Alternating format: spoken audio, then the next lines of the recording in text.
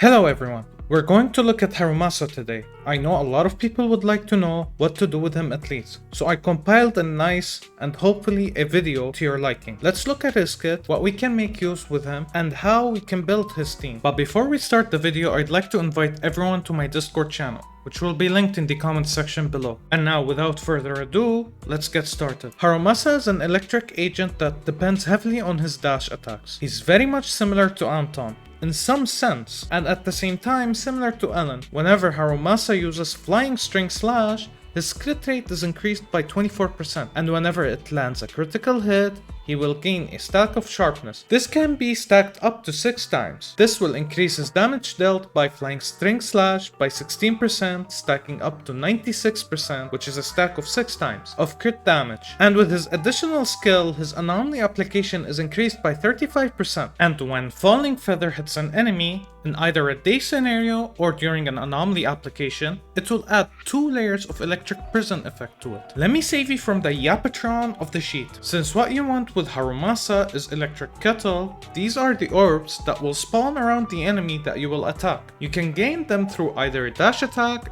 4th and 5th hit normal strength, and chain. If you then charge attack with him, these kettles will attack the enemy you landed the charge attack on, and afterwards we'll switch to a dash attack called Flying String Slash, which is what's important about this kit so far. Just keep in mind that each time you use his skill, you'll be gaining 96% crit damage and 24% crit rate. So moving to his biggest potential and biggest competition, which is going to be obviously compared to Juyuan and Ellen, Harumasa gained a lot of inspiration from these two. Because of their kits being attacked, many people are already calling him bad, which honestly to my surprise is not the case here. With Harumasa, your plan is going to be focused on playing Shinee and Reina, or Bernice and Caesar, or Bernice and Reina. But honestly, I think the only 2 good potential teams for him that I would play are going to be Shinee and Reina, or Bernice and Caesar. Because he needs either a stun or anomaly, he became quite unique. And to be honest, I find him very comparable to Juyuan and Ellen. With at least what I've seen so far, Harumasa is capable of dishing out less damage than Juyuan and Ellen, but he isn't far off behind actually. For example, where these 2 units lack, Harumasa has both beaten it. Ellen's stun damage compared to Harumasa is less than his, while Harumasa's damage on a non-stunned enemy is far greater than Juyuan. So let's look at his damage and see what he offers to your account, shall we? With Harumasa, Reina, and Shinee, the damage he dealt while the enemy is stunned is 6.8 million, almost around 6.9 million DPR, which compared to Juyuan, she deals 7.3 million, peaking at 7.4 million DPR. We can see that Harumasa is doing very well, to be honest, as a free-to-play option. And keep in mind, these calculations on Harumasa throughout the video are going to be with him using an A-Rank W engine that is an event weapon that will be given for free next patch. The insane idea is him reaching these numbers with him. Pretty cool actually.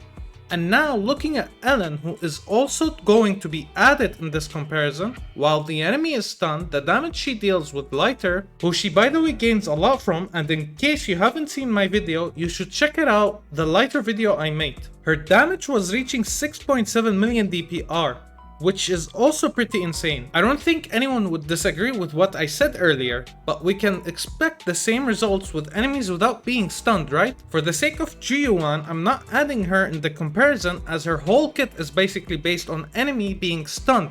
But looking at Ellen, the enemy is not stunned. Ellen is reaching 4.6 million DPR, and again keep in mind Ellen is capable of being on field majority of the time, and honestly it seems pretty great option for a team. Comparing it to Harumasa, he dealt 3.5 million DPR, but wait, we're going to see the comparison with a different team, shall we? Since this team is going to be heavily focused on stun compared to Ellen, let's look at the other variant with Bernice and Caesar. With Bernice and Caesar in the squad, instead of Reina and Shinee, the damage Harumasa deals is 4.1 million DPR, and whenever the enemy is stunned, he reached 6.1 million DPR. So again, it looks like in both scenarios, with Harumasa, Bernice, and Caesar, he is not going to exceed what Ellen is capable of doing in both while the enemy is stunned and whenever the enemy isn't stunned. And again, this is something very impressive, especially for a character that's not capable or even dependent on the enemy being stunned. Reaching these numbers as an attack agent is very impressive actually. So looking at all these numbers, we can call him a very impressive character. With the build I used, he's pretty capable of dishing out great number of damage, and even comparing to both G1 and Ellen. Not a bad thing, especially on a free-to-play option. And even if you get his weapon, just keep in mind that damage difference is 4%.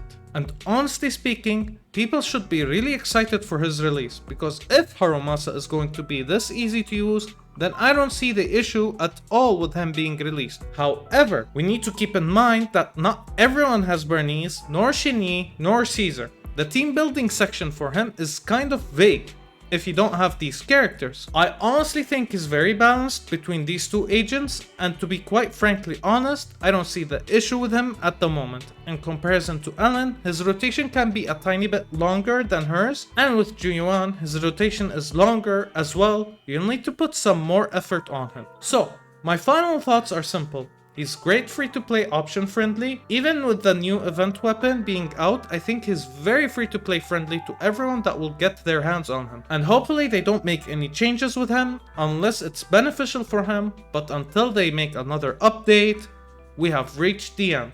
Hopefully I've earned your subscription today. If I didn't, let me know in the comment section below if I said anything wrong, or if there's anything that bothered you. Also, I'd like to add, after this video's release, I'll be making a stream. I'll be answering some more questions and hopefully interacting with the viewers. See you in the next one.